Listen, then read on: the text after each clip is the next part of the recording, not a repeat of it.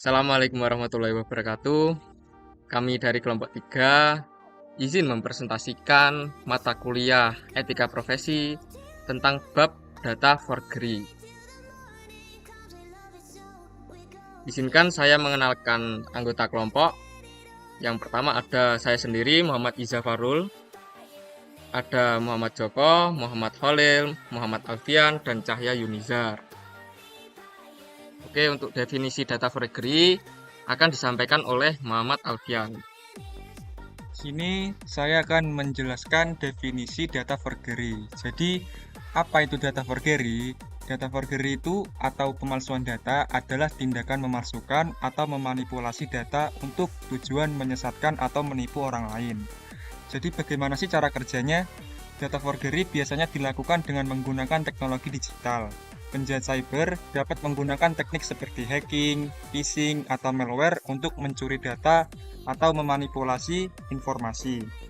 Tujuan dari pemalsuan data ini bisa bermacam-macam, antara lain untuk mendapatkan keuntungan finansial, merusak reputasi seseorang, atau mendapatkan kendali atas akun dan data pribadi.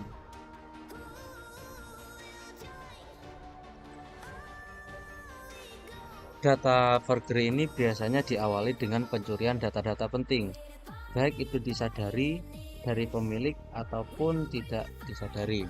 Nah, dari data forgery ini ada beberapa metode yang digunakan oleh hacker.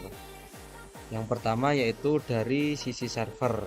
Yang dimaksud pemalsuan yang cara mendapatkan datanya adalah dengan si pelaku membuat sebuah fake website yang sama persis dengan web yang sebenarnya.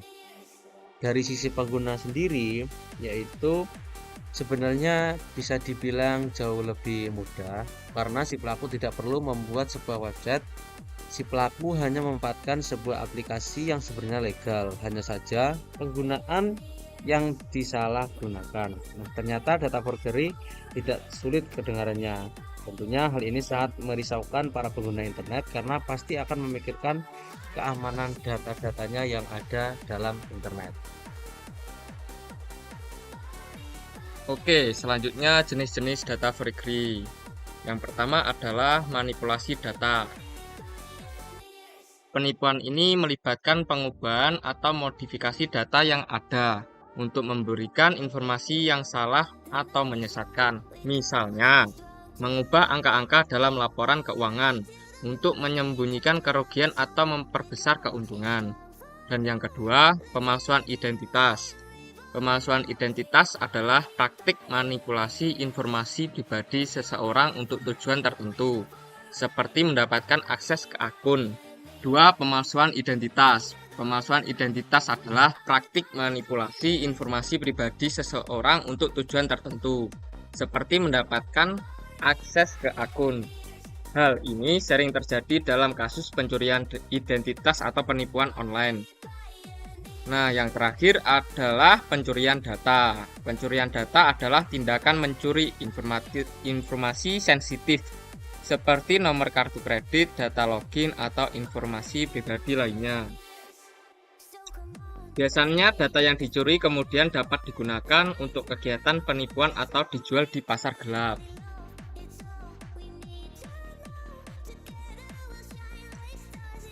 Nah, data forgery ini sendiri juga menimbulkan banyak dampak negatif, diantaranya kerugian finansial, pencurian identitas, dan hilangnya kepercayaan masyarakat.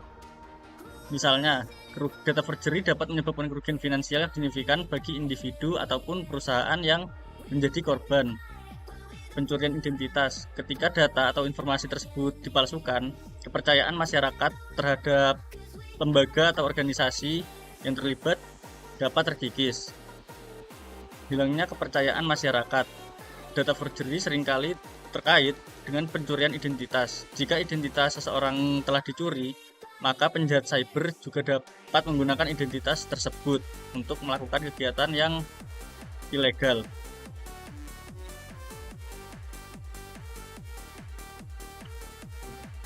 Dari dampak-dampak tersebut itu amat sangat merugikan si pengguna atau si korban. Makanya ini ada cara mencegah data forgery. Yang pertama, menggunakan keamanan digital yang kuat. menggunakan keamanan digital yang kuat ini dengan cara misal sandi dari akun si pengguna itu menggunakan kombinasi huruf besar, angka maupun simbol-simbol. Kemudian mengaktifkan autentikasi 2 faktor. Ketika data kita misal tercuri itu atau akun kita tercuri itu bisa menggunakan autentikasi 2 faktor untuk memulihkan akun kita kembali ke semula dan memblokir si pencuri data. Kemudian nomor 3, memperbarui perangkat lunak secara teratur. Nah, ini baik karena pembaruan perangkat lunak otomatis akan ada fitur keamanan yang diupdate dari perangkat lunaknya sendiri, entah itu di dalam Windows, Linux, Mac OS maupun Android.